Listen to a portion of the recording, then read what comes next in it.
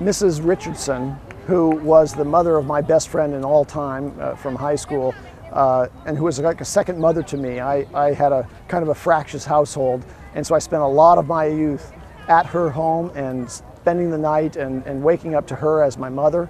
And she developed Alzheimer's and eventually couldn't recognize who I was.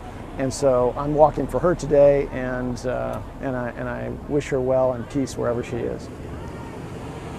She is the one who really developed my lifelong love for waffles.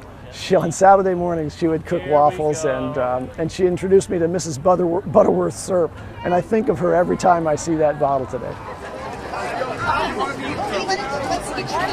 Let me just say why we at Our Story, and myself personally, we are so much in support of the Alzheimer's Association. Imagine if all of the things that make you who you are today, the people, the events, the remembrances, the memories, all those things slowly and surely just went away from you, who would you be?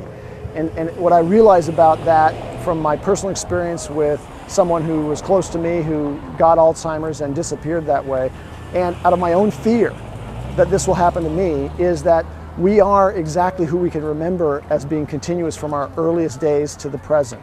So I want to support research that will help maintain that identity and maintain that integrity of person. Losing the personality is the worst thing one can imagine. It's a terrible fear. So we at Our Story preserve your memories, and you can preserve a tribute to everybody who's involved around you, your children, your parents, your grandparents, and especially someone who's suffering from Alzheimer's. It's a way to collect and rehearse who they are in the history of their lives. So that's why Our Story is uniquely interested in what Alzheimer's Association is doing. Push forward. Blame it on the boogie. That's it. Shoulders left. Shoulders push forward. Right foot in. So for anybody who would like to capture the moments and memories that make up the story of someone's life in photos, videos, audio recordings, in writings that you make about your remembrances of them, you can do that free at OurStory.com.